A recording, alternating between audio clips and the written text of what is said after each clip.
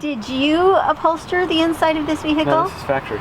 No, it was done. It was Wow. factory. So when my friend was visiting, he made a video on his channel and said, as some of you that have been following me a while know, I don't like this pink. So I think I'm going to start redoing this upholstery. So him and I went to the store here in Miami, actually. We had already come down from south. And we found he couldn't find a lot of fabric that he liked. This is the only thing he found on sale. And he purchased this and took off all these panels and the door. Let's see if this one's unlocked. And redid them all himself, and I got footage of him doing all that. It's pretty. It is very pretty, very and I girly. ended up with it. I know, it's perfect. And he did the inside too. When we do a tour inside, I'll show you what he did. He put some tile. He started to rip the carpet out and put those tiles because it drives me crazy how my house has turned into a Japanese house because I make everybody take their shoes off when they come in. So Yeah, horrible. it is Dirt bad. that gets in. So this is my little home. It is a 1994 Dodge camper van, 3500. Everybody asks me that. I don't know a lot about it right now. I got it just a few months ago, but I'll give you a brief tour of, I've been making it home over the last couple of months. Okay, so the first thing that I do is when I walk in, I want a little bit of a landing pad. I haven't had time to work on a lot of things, but this hook was already here. And what I usually do is hang any jackets or coats. I have three. I have this one because it's raining right now, has a hoodie, and then I have a jean jacket which is hanging inside, and then I put my baseball caps right up here. I usually wear caps when I'm doing walking or running or doing any sports activities, so I hang them there. Shoes go right there. Any shoes will go right here. So that's pretty much all the shoes I own. I keep this extra little rug here just to have if I have more than one person and we want to wipe our feet or just be clean. But I usually keep it rolled up. I don't like to have a lot of clutter. I believe that the key to maintaining a cozy home when it's so tiny is to be organized. And it is much easier when everything has a place. Now, like I said a minute ago, I am just getting acclimated with this van and moving into it, and I'm transitioning from my tiny square bear, I call it square bear, which is a little trailer that I was pulling behind my Toyota Corolla, into this van. So I'm living in it before I hit the road in a couple of months, just to get the feel for it, what should go where should I work, how do I set everything up. So I usually will put this rug here. As you can see, this spot right here is for a Fire extinguisher? yes, blacked out. But I have this instead. So I keep this little one here. There is no need to have that big one here. I do have a smoke detector up above next to the jackets right up here. And I keep this one along with, sometimes I have wasp spray or something else, and I keep that in different locations. These curtains provide for a nice division between the captain's area and the rest of my house. However, when I do this, I don't have a lot of light. I found that these came, everything that's in the van right now came. I didn't do any of the decorating myself. I did find these that matched perfectly, so I bought them because when I drive, I don't have a backup camera, so I end up needing my back window. I pull up the shade in the back, I tie this up, and then the curtain doesn't fly open. There's been times when I've moved them out of the way and I'm driving, and then I look back 5 minutes later and I realize that I can't see anything because the curtains slide around. So right in here there's a tiny little slot. In this little slot I have a bathrobe, I have a kitty cat leash, I have a fold out chair that I use in there because my back hurts when I'm working. I work in here, and when I'm able to, I want a different position. I'm able to keep that back by the table and use this chair instead of using the chairs that come with the dinette. I can pull it out to show you. It's that one. It goes over there. And then if I want to sit outside, I have this one, and I keep that back there, and then I have just miscellaneous items that I need for the vehicle tucked back there, but it provides a really good little hiding place. Can't see it, it doesn't move around. Driver's side, it's an automatic. It has a really nice radio and air conditioner. In Florida, if you spend any time south of Orlando, you really need air conditioner year round. I'm starting to sweat already. It's just warm all the time and humid. So this chair also swivels. I haven't done it yet, but this chair does swivel to make an extra seat. So if I wanted to, I could probably swing this curtain around, keep this chair on this side, and then close it and have an extra chair. If anybody came and wanted to sit and visit, we could have at least 2 people and then maybe somebody sitting here. It's a little bit crowded back there, but I have had visitors, you know, sit at the table. But this is another option. As you keep walking in, this is the kitchen area. I have just miscellaneous. I'm playing around with the sizes of different things that I need. Right now I'm keeping the cat food here and a couple little containers. Refrigerator is a 3-way refrigerator. It's a Norcold refrigerator. It runs on electricity or propane or on electric. The stove is a propane stove. These windows provide a lot of ventilation. Over here we have all the switches that help me to monitor what's going on in the RV. Now this is considered a Class B camper van, but it's got a bathroom, the kitchen, the refrigerator, and so I have gray and white water tanks. When this is a good way for me to test my waters. So anywhere I am, I know what my holding, like you see my holding tank 1 needs to be emptied. And this is, I'm low on fresh water, I need to get water. My batteries. With this I turn on the water. This gives me hood light, which I just took this out because I need to get a new light bulb for the hood light. And then the hood, the range for over the range. This turns on the generator. I have not turned it on since I got it. 80.9 hours of use. It's got a little sink.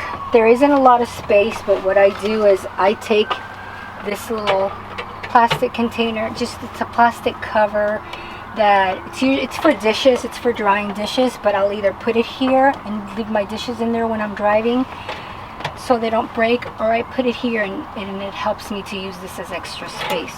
And here I have just pots and pans, couple of things that I need. I don't cook very often in here, but I do make my own meals, but it gives me just what I need. Top one. So you saw this is where I keep my pots and pans. I have some silverware, but I mainly use plastic. And this is just kind of your everything drawer. This I keep cleaning supplies in. So there's nothing really. I keep a little shop vac in here, not a shop vac, a dirt devil that I can plug in, but I can't use this unless I am either on a generator or I have the electricity on. But this, I put cat things, cleaning supplies, a few of my tools, paper towels, just kind of things that I need to get to right here and right here. Because this is the bathroom and this is the kitchen, it's easy to kind of pull stuff out of here and maintain cleanliness and just clean it and keep it organized. On this side, now I haven't fully lived in it yet. It's been about a month that I've been working and living in it, so I haven't gotten used to how I want things to work. Right here we have a drawer that I'm using for clothes, but I think I'm going to just use the storage up above to keep all my clothes, and then use this for office or any client stuff that I need to keep in here. This is how the van gets heat. I haven't had to use it because I've been in on the south since I bought it. This closet is wonderful. So I will show you before you come on this side. This bathroom door and this closet door open up to create divisions so that if somebody was in here and wanted to change, it kind of creates a tiny little room, a closet where it's not a closet for storage, but a kind of a closet size space where they can change. And I'll show you real quick. It stops right here, and so it doesn't go at all. It's perfect. So sometimes when I stop and I haven't closed the windows or the curtains and I need to do something in the bathroom, I'll just go ahead and open the bathroom door and I'll have privacy for a minute. The closet itself is fairly big. I have the top shelf. I keep tools, flashlights, some toilet paper, anything that I might need to fix something, but all my office supplies are back here. So this is just kind of tools for fixing the van or fixing loose screws and things of that nature. This second shelf I keep mainly toiletries, personal things. This bottom one I have some film supply. Here's my dash cam, and then I use shoe boxes, which I have found shoe boxes to be the perfect size for any drawer, anywhere, in any tiny space. They help keep you organized, and I just bought these. I haven't used them yet. The bottom one is linens, so either sheets, towels, and this piece right here is the back of the chair that is not very comfortable for my back, so I pulled it out and just put it under there. It comes with this lovely mirror, and it's perfect because I can stand here and it becomes a full-length mirror, or if I want to do my makeup, I can open this door and get the light from the bathroom, and it works out wonderfully. So as you come on back, so it gets very hot in Florida. I do have a fantastic fan, so if you look up there, that fantastic fan really provides a lot of the ventilation in here.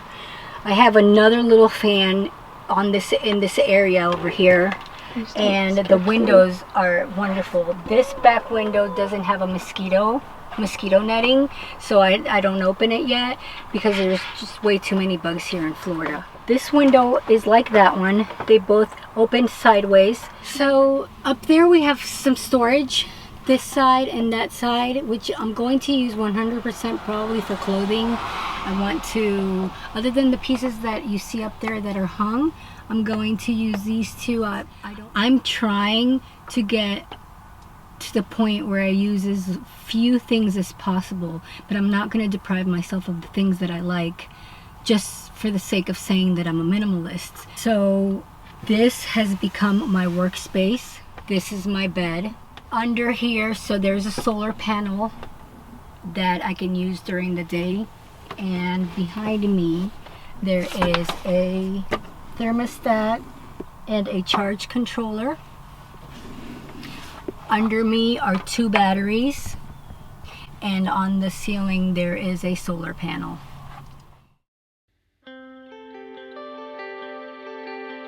So she's my buddy, and she's been great. She loves this small space. And your van does not smell at all like cat, and I don't see cat hair everywhere. So because I clean every other day, I wouldn't say every day, but the key to keeping this place cozy is, I would say, sweep or vacuum every other day. Like I vacuumed last night and I already have stuff. It's driving me crazy, but I'll wait 2 or 3 days. And I clean out the kitty litter every day. I only use a little bit of litter, and it's in the bathroom, and I take it out every day. Sometimes if I think it's gonna smell at night before I go to bed, I dump it out and put a little bit more. It costs me $1 to buy 10 of those little baggies. We'll see how the rest of the trip goes. I have gone cross country before on several occasions, but I've done it in different vehicles, not RVs. I did it in my car, in my Corolla, and I would either stay in my car or I would stay with friends. But I've gone from here, South Florida, all the way to Montana and back, and from here to Vermont and back. So I think that living this way has given me the opportunity to pursue the things that I love, which is travel and friends and family. The key to living in a small space is having a designated spot for all the things that you want or need. So I don't believe that in getting rid of things just because you need to get rid of them. I think that if you want to have something, you should have it. I paddleboard, so I'm going to have to figure out how I'm going to get my paddleboard, but I think that it's going to fit here when I'm traveling, and I'm going to have to find out, you know, there are tools. I could carry it on the outside of the van. I have ways to do that. I can't carry it on top because I have my solar panel there, although I could put a rack up there where I can put the paddleboard. I have a bike rack on the back so I can bring my bicycle along. And previously when you were talking about living this way so that you can do what you love, I think a lot of people equate living in a tiny space like this is something where you don't have a choice. You're doing it because you can't afford something else. But a lot of the people that we've run into that like to live this way come from a place of affluence and have made a personal choice that that affluence is more of maybe a trap in all the belongings that come with it. And so you are not impoverished. You're not living in a van because you can't afford a house. For me, the journey to this place was a little bit different. But I lost my brother and my mom, and at different times. My brother died first. He was only 32, and at that point I was living in another state. I had 2 houses. I loved where I lived. I lived in the country. I was not close to my mom, and after the loss of my brother, we really needed to have family together, and that didn't happen because I was tied to my homes in another state. So when my mom got sick and when I found out, I decided that it didn't matter that the market was bad and that I wasn't going to get a good return on my investment on my homes. I needed to be with my mom. I actually didn't know how sick she was until I moved here, so I sold my houses and moved straight back, and my mom died 3 months after I got here. We were told she had a year to live, but she passed away just within 3 months. And what struck me the most and what really propelled me to this lifestyle was that my mom worked until December 30th, and she died on January 7th. She had been going to work to a job that was so demanding for over 10 years. She was the right hand of a CEO of a big corporation, and for over 10 years she gave her life to that job, working 8, 10, sometimes 12-hour days depending, and she would go to chemotherapy and go then straight back to the office. And so when we found out that the cancer had progressed, we wanted her to take more time, and we were taking steps in that direction, and we had no choice. She died 7 days after the holidays, and she didn't get to retire. She didn't get to do any of the things that we had been planning. And those houses that I had in another state, one of them was hers, and we didn't get to do the things we wanted to. And at that point I realized we're all gonna die, and some of us may die sooner than we expect we're gonna die. I never expected that my brother would die at 32, or that my mother would die at 62. So why am I working so hard for things that in the end aren't giving me my mom back? They're not giving me my brother back. And that was when the transition started. It took me probably a couple of years to kind of get to the point where I could even talk about my mom's death. We were very close. We traveled. We did several international trips every year. We were starting a mother-daughter. We were starting a mother-daughter vacation company because Mom and I took mother-daughter trips every year, and everywhere we went, we met mothers and daughters that didn't have the opportunity, and they thought, what a great idea. So I had actually bought the domain name, and we were in the process of doing that, and it didn't happen. And so I've always lived with intention. I've always lived life to the fullest. But this was the change that made me realize I want to be free to spend time with those that I love and do the things that I want to do. And it was at that time that I started to look for a tiny house. And in looking for a tiny house, as I traveled around meeting builders and looking at places where I might want to live in a tiny house, I realized that I needed a way to travel that was comfortable for me, and I ran into the whole van life thing with YouTube. I started to meet people that were living this way, some by choice, some not by choice. And I started to learn a lot about a different way of living that I had been conditioned to think. I mean, I still have a hard time thinking about some of the alternative ways that people are living, and I think they're fascinating, and I think they're wonderful, and I want to explore which ones work the best for me so that I can share that experience and help others in finding whatever works best for them, because ultimately the whole goal is to be happy in life. I want to be happy.